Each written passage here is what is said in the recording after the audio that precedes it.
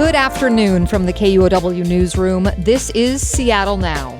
I'm Paige Browning with a roundup of today's top stories. It's Tuesday, July 28th. Starting with Sunday's tragedy at the Bite of Seattle. Seattle police say they've recovered 3 guns from the scene of the Seattle Center gun battle that left 3 people dead.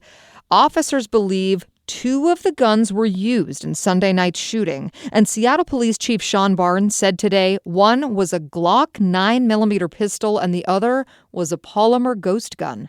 Those who may be unfamiliar, a ghost gun is an untraceable weapon that lacks a serial number. They are typically homemade and they are illegal. And both had extended magazines, which are also illegal in Washington state.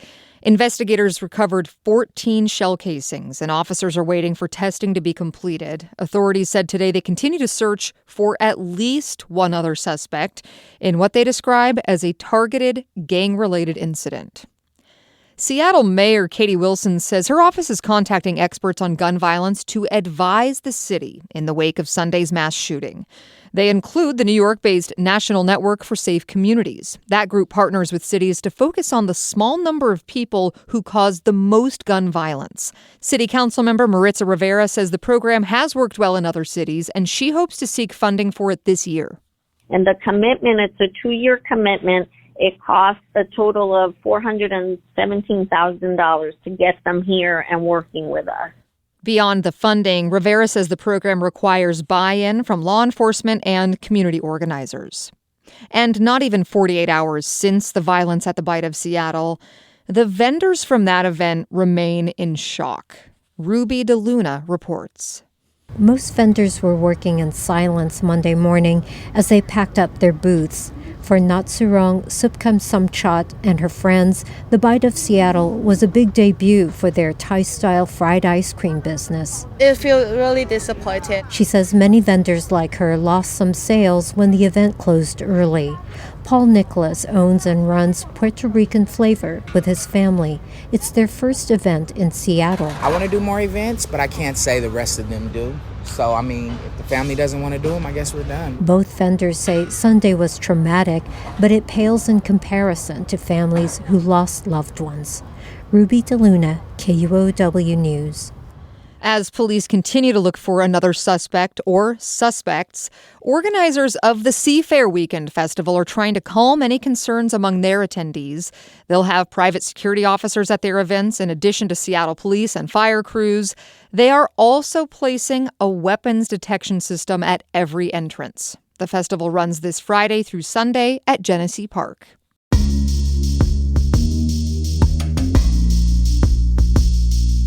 Boeing is getting more scrutiny today. The Federal Aviation Administration says seats on more than 450 Boeing jets registered in the U.S.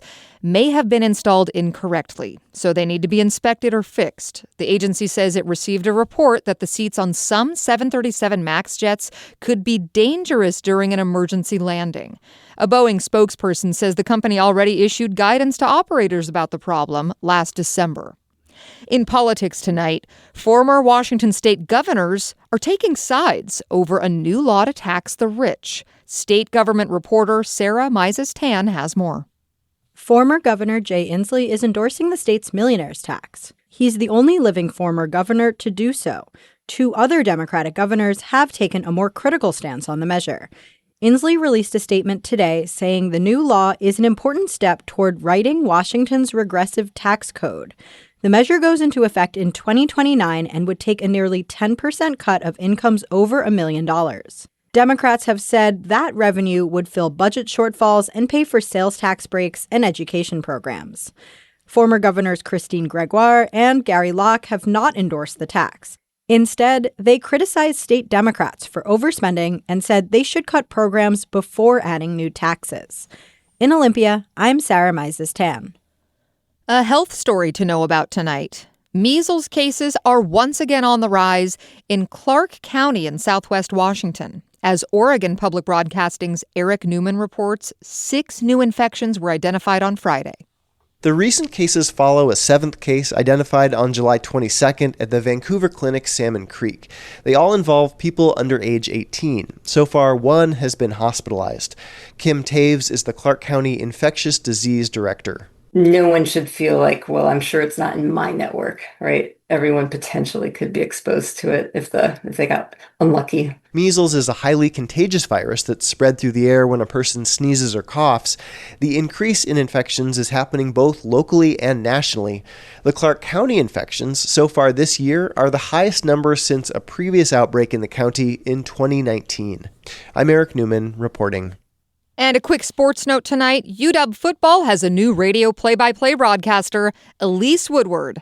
Woodward is a former Husky basketball player and longtime sideline reporter for Husky football. In April, she was hired to call basketball games for the brand new Portland Fire of the WNBA. Steal by Portland, Gooners open, watch out! The three ball is good, and Portland is rocking and rolling. The Seattle Times reports she will continue that role in addition to her new job with UW.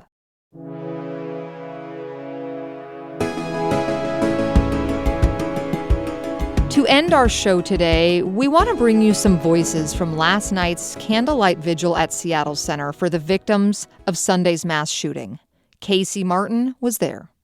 The vigil was held close to where the shooting happened at a large food festival.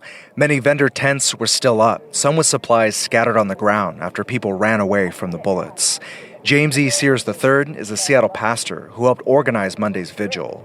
He says he's worried about the city after learning that one of the suspects is a 15-year-old. Today I woke up doubtful. I'm not going to lie to you. Seattle's mayor says she thinks 3 people were firing at each other, possibly in a gang fight. Police say one suspect was arrested, the second hasn't been found, and the third may have been among the dead. The 15-year-old suspect appeared in court on Monday. At the vigil, the group held a moment of silence and read the victims' names aloud. Ashley Whitehead. And her name was Ashley Whitehead. She was my cousin.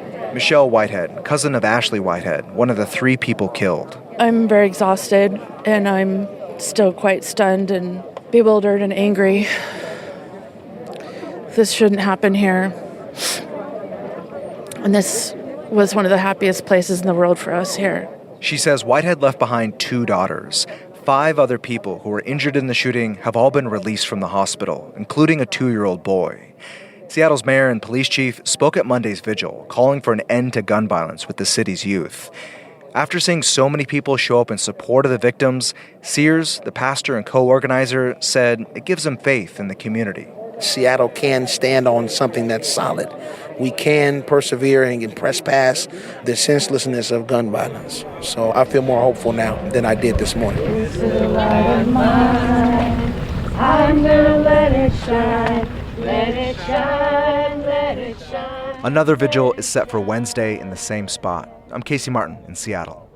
And that vigil will be at the International Fountain at Seattle Center, 6:30 Wednesday night. For more on our coverage of the tragedy Sunday, go to KUOW.org.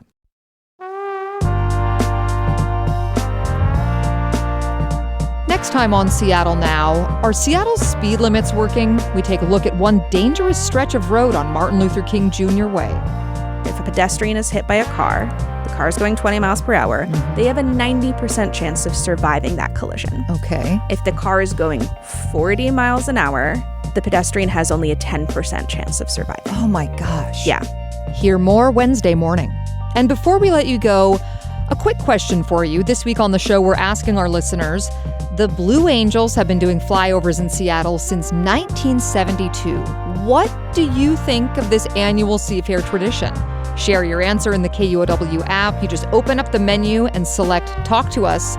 More at KUOW.org/question. That is all for today from the KUOW Newsroom in Seattle.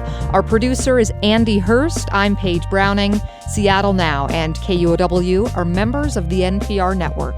See ya.